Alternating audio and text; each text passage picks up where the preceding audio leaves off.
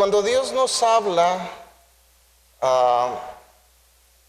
por lo regular o por lo general, siempre nos da palabras de ánimo, palabras de consuelo, pero también hay ocasiones en que nos aprieta un poquito la tuerca. Casi siempre lo que nos gusta es que nos consuele y que nos dé ánimo. Pero dice la palabra que Dios es el mejor padre que existe, y como un buen padre, a todo hijo que ama, lo corrige. ¿Dónde están los hijos de Dios?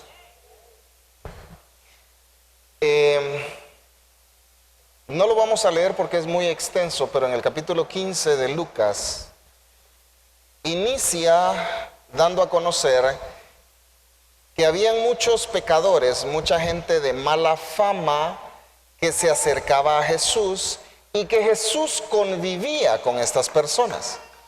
Y dice la palabra que la gente religiosa, ¿la gente qué? No le gustaba, porque Jesús se relacionaba con estas personas. Ahora bien, ¿por qué crees tú que a los religiosos no les gustaba? Ya lo hemos aprendido, porque la religión únicamente nos enseña a señalar, a juzgar y a condenar a los demás, pensando que nosotros no cometemos errores. A eso nos enseña la religión. ¿Y sabías tú que la mayoría de personas son religiosas aunque no vayan a ninguna congregación y no pertenezcan a ninguna religión? La gente es religiosa.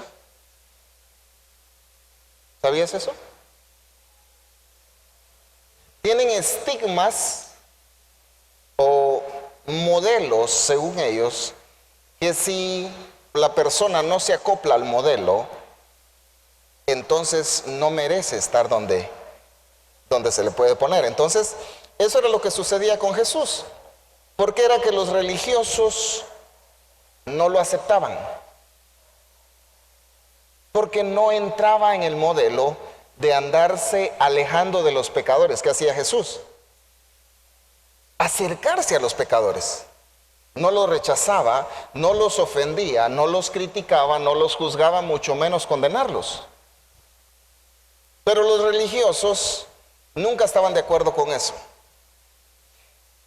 Y en ese mismo capítulo nos enseña más adelante, o sea, te digo, empieza hablando sobre gente religiosa, sobre gente que está ocupada en señalar a los demás y en condenarlos, en lugar de verse a sí mismos como están. Y en ese mismo capítulo nos habla de una historia muy conocida para muchos, creo que para todos, la historia del hijo pródigo. Y en esa historia que Jesús narra, o en ese ejemplo que pone en esa parábola, podemos darnos cuenta que ahí nos habla de dos clases de hijos que tiene Dios. La primera es la clase de hijos malagradecidos que piden, y después que tienen lo que han pedido, se van de casa. Ese es el hijo pródigo. ¿Recuerdas que la parábola dice que el hijo menor se acerca con el padre y le dice: dame la parte de la herencia que me corresponde? Y dice la palabra que el padre repartió sus bienes a sus hijos, o sea, a los dos les dio. Y entonces dice que el menor, juntando todo lo que había recibido del padre, se fue de casa a despilfarrar la herencia que había recibido, y se le acabó. No sé cuántos de los que están acá en un tiempo fueron parranderos. Levántenme la mano. Todos los que les gustó la parranda, ¿sí? ¿Cuándo es cuando más tiene uno amigos? A ver, todos los que fueron parranderos, ¿cuándo es que tienes más amigos? Cuando cargas dinero, ¿verdad? Ahí eres su amigo del alma, eres su hermano, dicho en términos coloquiales, eres su carnal, su brother y tantas otras cosas, ¿verdad? Pero cuando se acaba el dinero, todos esos amigos, ¿qué se hacen? Se desaparecen. Ni siquiera te conocen. Y eso le sucedió a este hijo. Esa es una de las clases de hijos que Dios tiene. Los malagradecidos que piden y el Padre les da y luego se van de casa a deshacerse de todo lo que el Padre les dio. ¿Con qué se quedan? Y sabes qué es lo peor, muchos de ellos después todavía se enojan porque no les funcionó el milagro, dice. También ahí en esa misma historia aprendemos de la segunda clase de hijos. De los que no se van de casa, de los que siempre están trabajando en la casa, pero que a pesar de ser hijos, tienen la mentalidad de siervos. Porque cuando regresa el hijo pródigo, el hermano mayor dice la palabra que se enojó, porque el padre hizo fiesta. Y cuando sale el padre a llamarlo y decirle, ven, entra, gózate con nosotros, tu hermano que estaba muerto ha regresado. Y entonces dice, no, se me figura como que hubiera dicho, no, es que tú nunca me has querido. Porque le dice, yo siempre he estado trabajando para ti y nunca me has dejado disfrutar de un cabrito con mis amigos. Si regresamos la historia, dice la palabra que el padre les dio a los dos. El primer hijo malagradecido se fue a destruir todo lo que le habían dado. Y el segundo se quedó en casa con mentalidad de sirviente. Entonces para él, el trabajo que hacía en la casa del padre era una carga.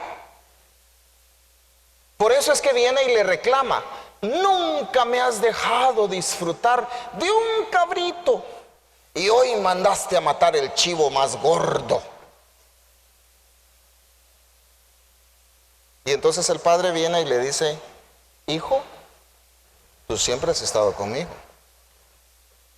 Y todo lo que yo tengo es tuyo. Todo lo que yo tengo es ¿qué? ¿Crees tú que solo tenía un cabrito el padre?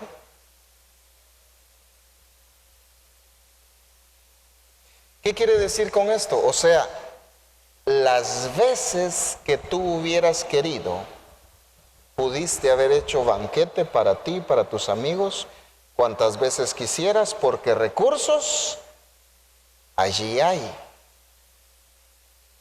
Pero como sigues pensando como uno de mis jornaleros, como uno de mis sirvientes, por eso no te consideras el dueño. ¿El qué? Pregunto, ¿cuántos hijos del Padre tengo acá? ¿Qué clase de hijo eres tú?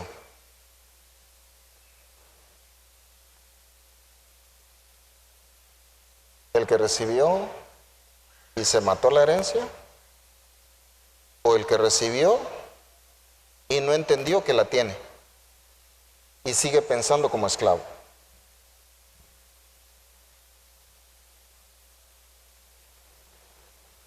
¿Qué es lo que te acaba de decir el Señor en la palabra profética que recibiste? ¿Qué era lo que te iba a dar?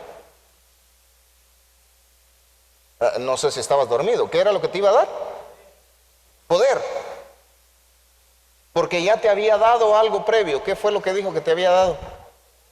Entonces ahora te daba. ¿Ya lo procesaste? No, yo creo que no lo has procesado. ¿Qué poder crees que recibiste? ¿Un poder humano? Pregunto, ¿quién formó el universo? ¿Con qué? Vamos, ayúdame. ¿Con qué hizo el universo? ¿Y qué fue lo que te dio hoy? O sea, hello, ¿ya despertaste? No, todavía no. Mira, todavía te quedas así.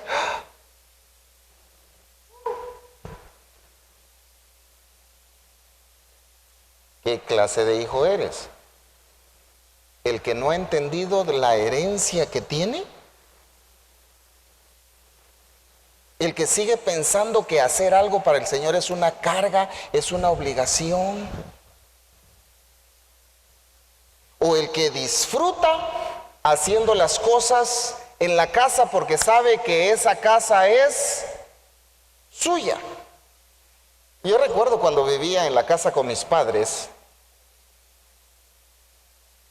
y se hablaba de la casa donde yo vivía, yo no decía la casa de mis papás. ¿Qué crees tú que yo decía? ¿Qué decía yo? ¿Qué decías tú también? ¿Y era tuya? Legalmente no, ¿de quién era? De tus padres. Pero ¿por qué tú decías que era tuya? Decías que era tuya no solamente porque ahí vivías, sino porque sí tenías el entendimiento de ser hijo.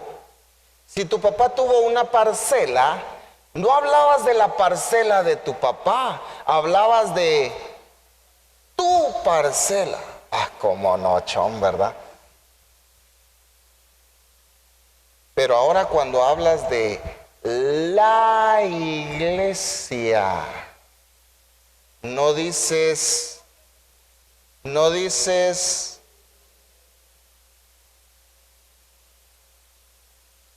¿estás acá? ¿Por qué?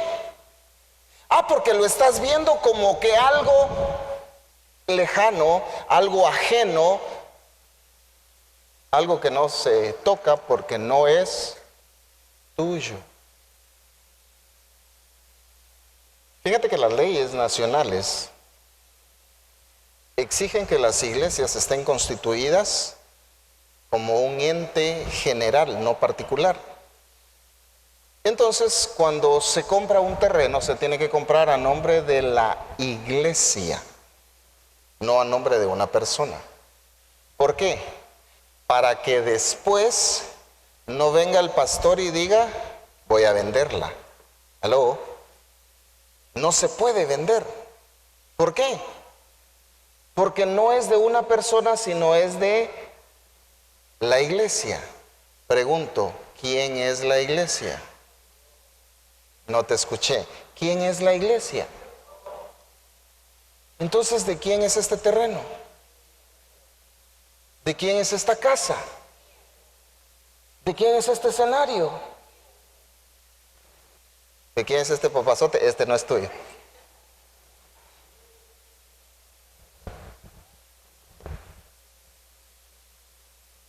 ¿De quién es el templo? Ya no te lo creíste, ¿ves? Como todo era mío, mío, mío, agarraste cuerda. Ahora que te lo pregunté solito. ¿De quién es el templo? ¿Ya viste cómo lo tenés de descuidado? Y eso que es tuyo. ¿Estás acá? ¿Cuándo es que le ponemos empeño a las cosas? Cuando las cosas son nuestras. Porque cuando no son nuestras, no nos interesan. ¿Has oído aquel dicho que hay personas que guardan lo suyo y gastan lo ajeno. Así hay muchos cristianos. Hay que matarse las cosas de Dios porque son de Dios, no son. O sea, entonces no es tu papá.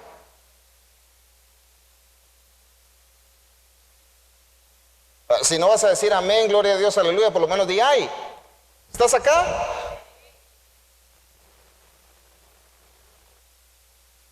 ¿Cuántos hijos de Dios tengo acá?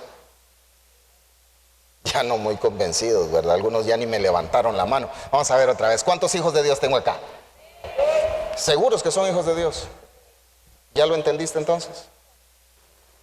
¿O sigues igual que el hijo mayor del de la historia, del hijo pródigo? Reclamándole al padre. Y fíjate cómo son las cosas. Versos más adelante de donde los fariseos le reclaman a Jesús por mezclarse con pecadores, es que Jesús habla del hijo pródigo, habla de las dos clases de hijos que hay. Y más adelante, en el siguiente capítulo, que es el mismo contexto, porque no ha dejado Jesús de hablar de lo mismo, viene y resulta tocando un punto que si uno lo ve aislado, diría, pues esto no tiene nada que ver con lo que estaba hablando antes, porque estaba hablando del hijo pródigo y más adelante habla del amor al dinero. Y dice, nadie puede servir a dos señores, porque amará a uno y aborrecerá al otro. Nadie puede servir a Dios y al dinero, o a Dios y a las riquezas. Dice otra versión, a Dios o a Mamón.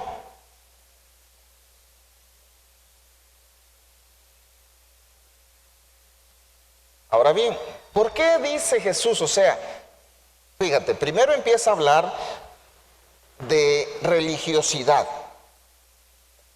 Luego les presenta la parábola incluso dice la palabra, para explicarles por qué era que él hacía esto. Les narra una parábola y habla de dos clases de hijos. Y esa parábola no tiene final. El final lo deja como para que tú te lo imagines y para que tú le pongas el final. Porque no dice al fin si el hijo mayor entró a la fiesta o se retiró. No lo dice. Se queda así en seco, termina. No hay un colorín colorado. Este cuento ha terminado. No hay y fueron felices por siempre. ¿Por qué? Lo más seguro es para que tú decidas qué final le quieres poner a esa historia. Porque a lo mejor esa historia podría estar hablando también de tu propia vida. Cuando no logramos entender lo que el Padre tiene para nosotros, y cuando no logramos entender eso, lo despreciamos o lo menospreciamos. ¿Todavía estás acá? ¿Por qué? Porque muchas veces le tenemos amor mayor a otras cosas que a Dios. Hemos estado aprendiendo atrás que a quien tenemos que poner en primer lugar es a Dios exclusivamente. ¿Cuándo? Siempre. ¿En qué? En todas las cosas. Ya aprendimos el por qué. Porque Él a nosotros nos puso en primer lugar. Aprendimos que Él mismo hizo a un lado a su Hijo, que había salido de sí mismo para tomarte en cuenta a ti, aún así como has sido de malagradecido, rebelde, testarudo. ¿Qué más? Necio, desobediente. ¿Todavía estás acá?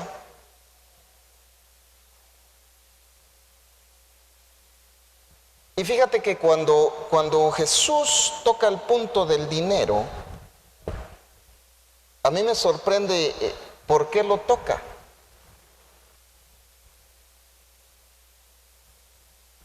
¿Por qué no dijo el Señor, no se puede servir a dos señores, no se puede amar más a tu marido que al Señor? No, dice, no se puede amar al dinero y a Dios. ¿Qué es lo que más ama la gente realmente? Date cuenta, cuando en una prédica se toca el punto del dinero, casi automáticamente surge en la mente de las personas, ya van a pedir pisto.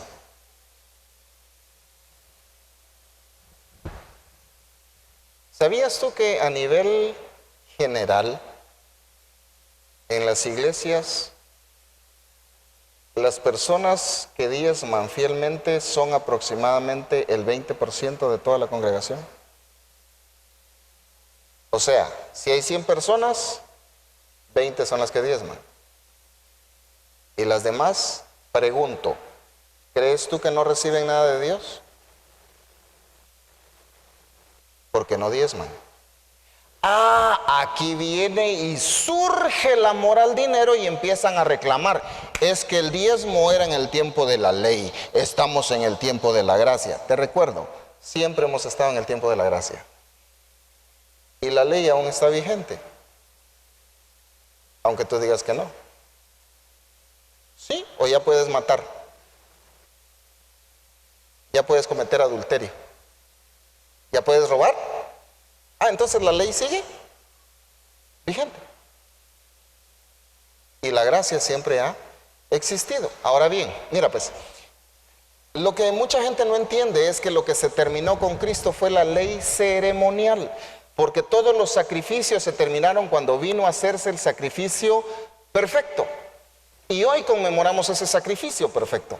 Pero la ley que estipula los límites, los parámetros que Dios dejó para disfrutar de la libertad, esa ley no se ha terminado. Porque si no caeríamos en libertinaje, no en libertad. ¿Recuerdas que ya aprendimos que la libertad es una responsabilidad?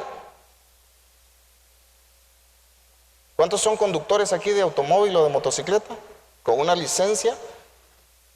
No, si no tienes licencia, entonces eres un conductor ilegal. Y si eres hijo de Dios, perdóname, pero estás haciendo las cosas mal. Aunque no digas amén.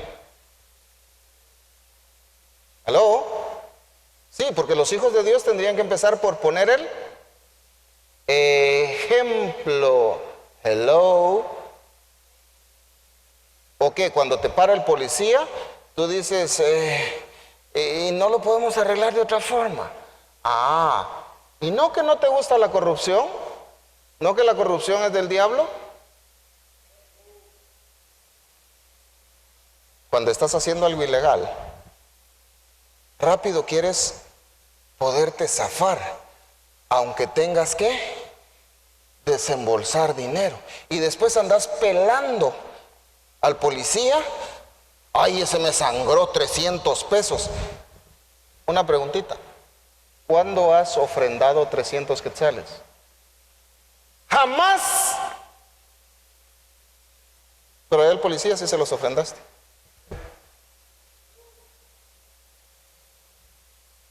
Se arruinó la moto, se arruinó el carro. ¿Qué te toca? Arreglarla. La llevas con el mecánico y te dice, son 800 de repuestos y por ser usted, le voy a cobrar una mínima ofrenda de 500 quetzales. Amén, aleluya, gloria a Dios.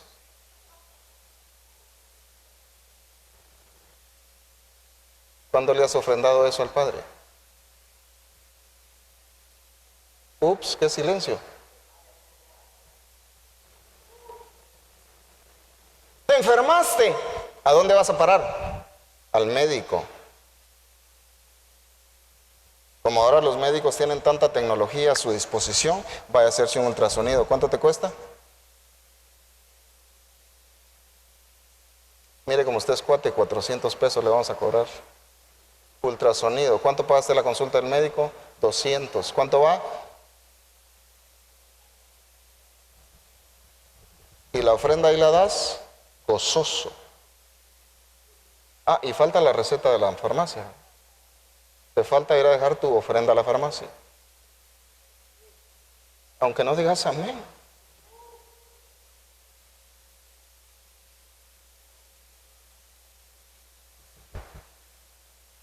¿Todavía estás acá?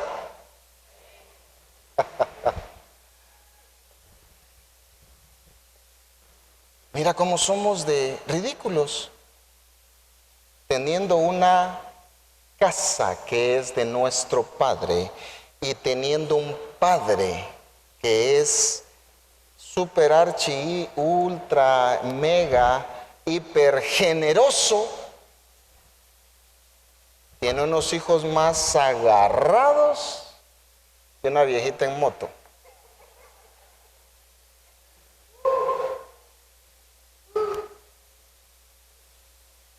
Ya está hablando de pisto otra vez el pastor. ¿Por qué te duele?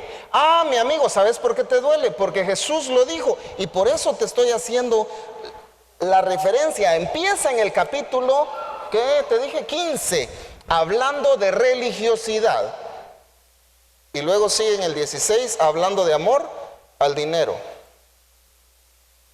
Ah, pero los evangélicos no son idólatras. Critican a los señores de allá que tienen que sus muñecos, que no sé qué, y hablan un montón de cosas sin darse cuenta que los evangélicos tienen ídolos sin tener muñecos. Y uno de sus ídolos es el dinero.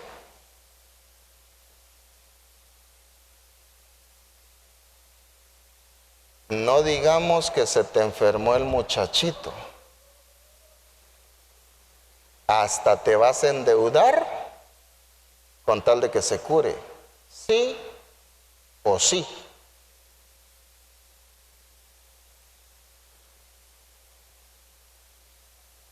Qué calladitos se me quedaron. Ah, si se te enferma la mujer, al final de cuentas decís gloria a Dios que se la lleve. Se enferma el marido, a lo mejor también, al fin, gracias por responder a mis oraciones. Pero los hijos, ay, es que no me toquen a mis hijos. Ahí sí, ¿verdad? No que no tenías ídolos. Pero a tu Dios sí te lo pueden manosear, a tus hijos no. Yes. Hasta mudo te quedaste, ¿viste? De tu Dios pueden hablar pestes, pero a tus hijos no te los pueden tocar. De tu casa, de tu iglesia, pueden hablar un montón de barbaridades y pestes que no la defendés, no sacar la cara. Pero de tus hijos. ¿Aló?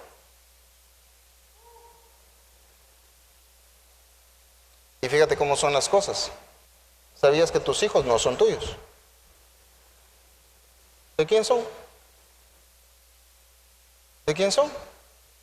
De Dios, aunque no lo reconozcas, son de Él. Dice, herencia de Dios son los hijos. Punto. ¿Qué podés discutir ahí? ¿De quién son? Ah, pero ahí sí te los aferras, te los adueñas. ¿Por qué la casa no? ¿Aló? ¿Estás acá? ¿O solo te agarró el complejo del cutete?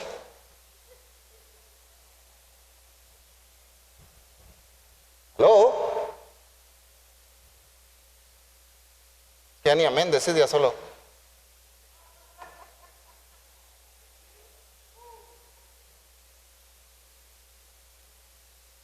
Está la manita, saca el dedito, despierta a tu vecino y dile, no te pongas serio.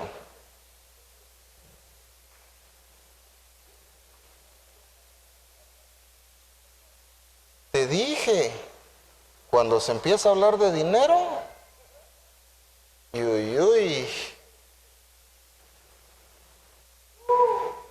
se le paran en todititos los callos a uno, ¿verdad que sí? No solo en uno, en toditos. Y mira cómo es la cosa.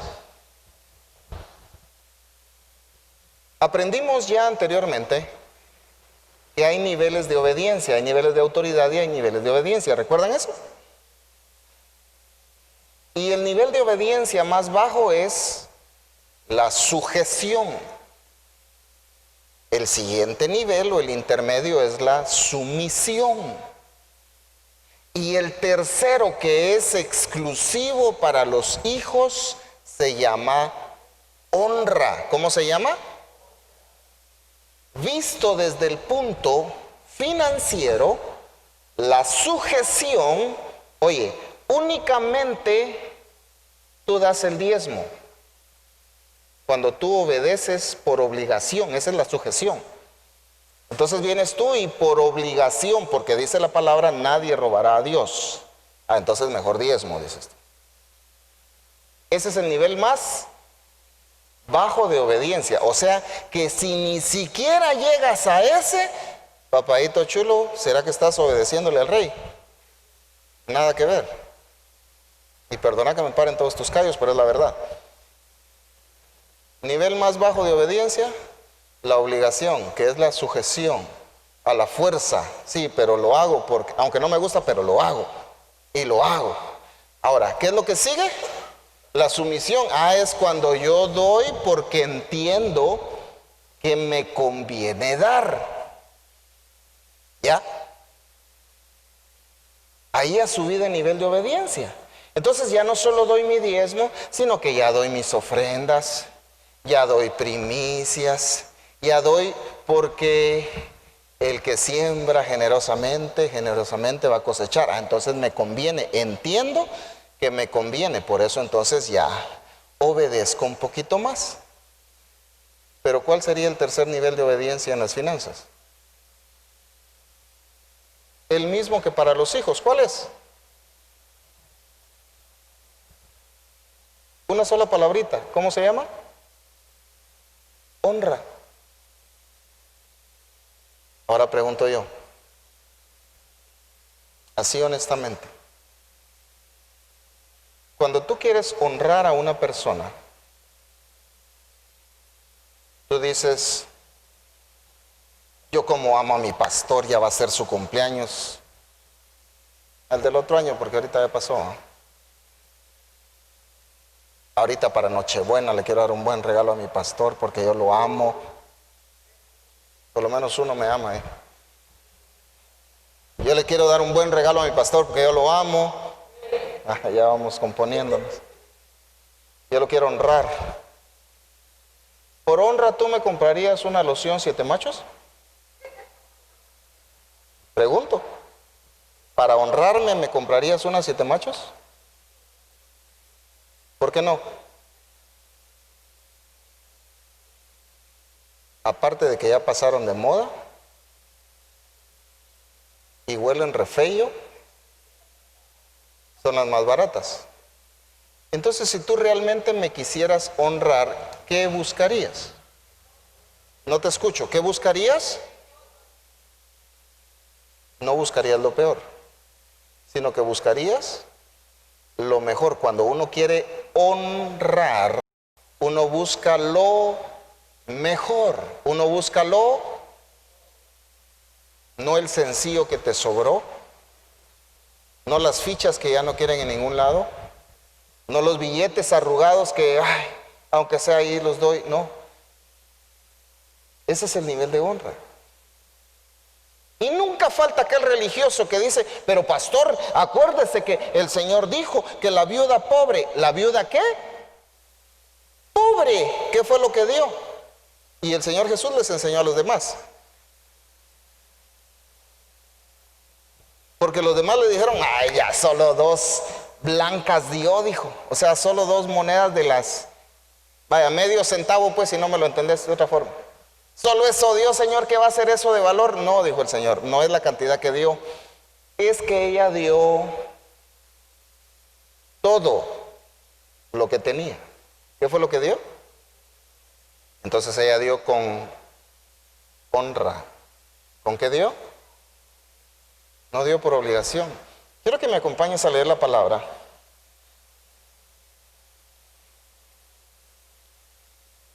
En la segunda carta a los Corintios, capítulo 9, verso 7 me parece que es. Leo la Nueva Traducción Viviente y dice la palabra: cada uno debe decidir en su corazón cuánto dar. ¿Y qué dice? Si me ayudas a leer. Dice: y no den de mala gana ni bajo presión, porque Dios ama a la persona que da ¿con qué? Con alegría. Y dice el verso siguiente: y Dios, ¿quién? Dios proveerá. ¿Dios qué? ¿Y qué es las siguientes dos palabras? Dice, ¿cómo te va a proveer Dios? Yo te dije que tú tienes un padre que es super archi, ultra, mega, hiper generoso. Dice que Dios dará con generosidad todo lo que necesiten. Entonces siempre tendrán todo lo necesario y habrá bastante de sobra para, ¿qué? Compartir con otros.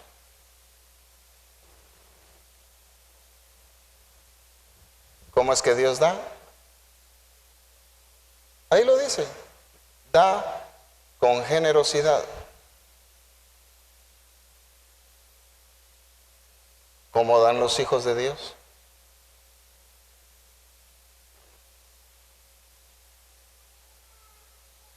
También con generosidad.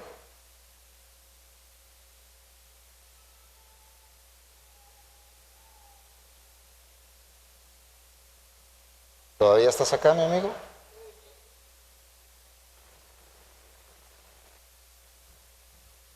¿Qué clases de hijos somos? Los que pedimos y cuando el Padre nos da nos olvidamos que nos dio y nos acabamos lo que nos dio. O somos de la otra clase de hijos que, teniéndolo todo, siempre vemos que somos siervos y esclavos. Y por eso no podemos disfrutar de la herencia.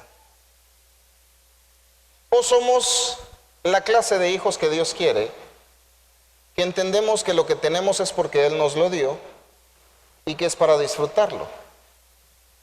Pero cuando hay necesidad de invertirlo en su casa, mejor lo invierto porque mi Dios siempre me provee con generosidad.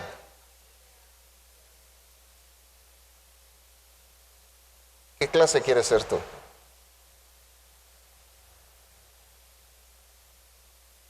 ¿Qué nivel de obediencia has estado manejando? Al final, ¿cuál has estado manejando? No importa. ¿Cuál vas a tener ahora? Es lo que nos interesa. ¿Por qué nos interesa?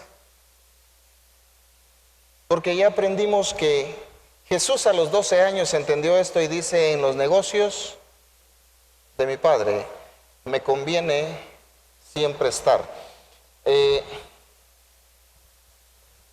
¿Cuáles son los negocios del Padre? ¿Sabes tú qué es el negocio del Padre? ¿Cuál es el negocio del Padre? ¿Sabes cuál es el negocio del Padre? No son los bienes raíces, no son los motivadores. ¿Qué es el negocio del Padre? El negocio del Padre son las almas, que son... ¿Cuál es el negocio? Las almas. Ahora, ¿cómo conseguimos las almas? Tenemos que enseñarles, tenemos que expandir el reino. ¿Cómo lo vamos a expandir? Mis amigos, para todo eso se necesitan finanzas, se necesitan recursos. Esta parte de la segunda carta a los Corintios, capítulo 9, si tú te tomas el tiempo en tu casa y empiezas a leer desde el verso 1, te vas a dar cuenta que el apóstol Pablo le está hablando a la iglesia de Corinto diciéndoles que preparen de antemano una ofrenda especial, no para él, sino porque la iglesia de Jerusalén necesita. Imagínate, ni siquiera era para la iglesia de Corinto, era para una iglesia en otra ciudad. Y el apóstol Pablo empieza a hablarles de todo esto. Por eso te digo, tómate el tiempo en la casa y léelo desde el verso 1. Y ahí es donde el apóstol Pablo les recuerda y les dice, miren, no den por obligación, no den por presión, den con alegría. Porque cuando tú das con alegría, manifiestas que en tu corazón hay gratitud. ¿Quién es el que te lo da todo, mi amigo? Entonces, ¿cuál es la mejor forma de decirle gracias? Dándole a conocer que lo que te da, no te lo apropias, sino reconoces que Él te lo dio y dices, de lo mucho que tú me has dado, aquí traigo para darte a ti, para invertir en mi casa. ¿En qué? En mi iglesia. Yo cuido estas sillas porque son mis... ¿De quién son las sillas? Por eso es que no las andas arrastrando ni pegándoles chicles, ¿verdad? ¿Aló?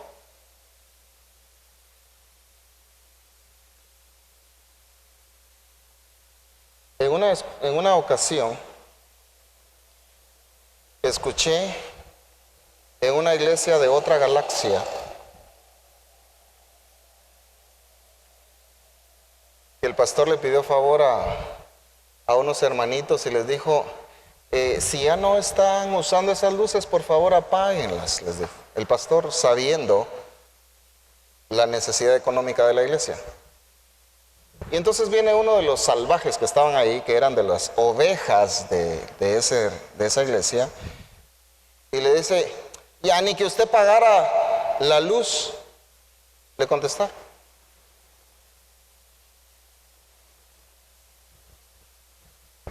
¿Estás acá? Así hay mucha gente que no entiende de quién son las cosas. Fíjate que la Constitución de nuestra República prohíbe que los pastores manejemos dinero de las iglesias. Te cuento. Por eso es de que tu servidor no maneja el dinero de la iglesia. Es prohibido por la ley. Tiene que haber personas que se dediquen a eso. O sea, un grupo de personas que administran las cosas materiales. Así está estipulado por la ley. Pero, ¿a quién crees que le dan la queja cuando no hay plata? ¿A quién se la dan? ¿Al tesorero? ¿Al presidente? Pastor, ¿qué hacemos? Pastor, fíjese que no hay dinero para pagar la luz. ¿Qué hacemos, pastor? Pastor, se arruinó esto, hay que componerlo. ¿Qué hacemos, pastor? Pero la Constitución dice que no podemos manejar dinero.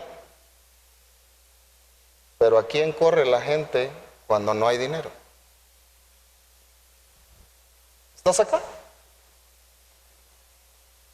¿Y el rebaño se entera de eso? No, no se entera. Por eso, para muchos es fácil criticar y señalar los diezmos, aún para ustedes que están viendo este programa. Es más fácil, porque nunca han estado en los zapatos de la persona encargada de dar la cara cuando no hay plata en la iglesia.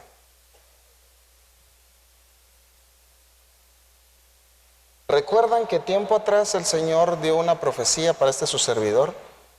Fue cabal en la fiesta profética anterior, que yo estaba sentado y uno de los profetas se acerca y me dice, pastor, tengo una palabra para ti. Y empezó a darme una palabra de honra y me dice, porque el Señor conoce tu corazón, que lo que has hecho no lo haces por dinero. Porque el Señor me muestra, dijo, y a mí me dio vergüenza, que son pocos los de la casa que son responsables.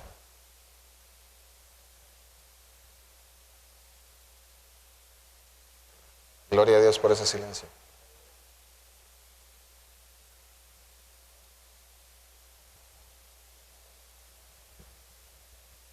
Pero lo religioso sí sale rapidito y empieza a señalar al pastor. Los chismes que dan por sentados que son cosas reales. Pero las cosas reales, esas no las preguntan. Los religiosos. ¿Estás acá? Ahora, los hijos, eso sí, esos dan la cara. Levánteme la mano aquí alguien que de pequeño permitía que sus amigos ofendieran a su mamá. ¿Ah? ¿No era una de las cosas por la que te ibas a agarrar a trompadas con otros al salir de la escuela porque insultaron a tu mamá? ¿Sí o no? ¿Por qué defendías a tus papás?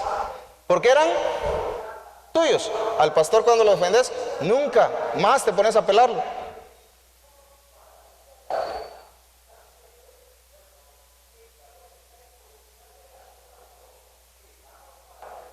¿Por qué? Porque no lo consideramos que es nuestro. Entonces necesitamos empezar a entender y a cambiar nuestra mentalidad y ser verdaderos hijos de Dios. ¿Todavía tengo hijos de Dios en esta casa? Hoy sí no hubieron aplausos ni por molestarte, ¿fijas? ¿Por qué crees tú que no?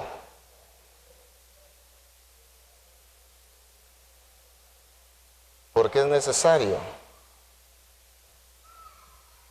que venga la corrección de parte del Padre, y cuando viene la corrección, por lo general, no nos gusta.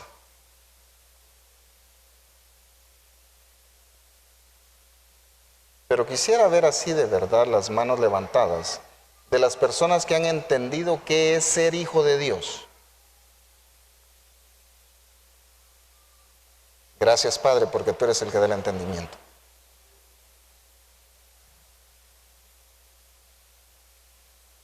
Ya con ese entendimiento abierto, quiero pedirte que cierres tus ojos. De la gloria de Dios vendrá bendición y abundante pan para ti, para mí y a quien quiera.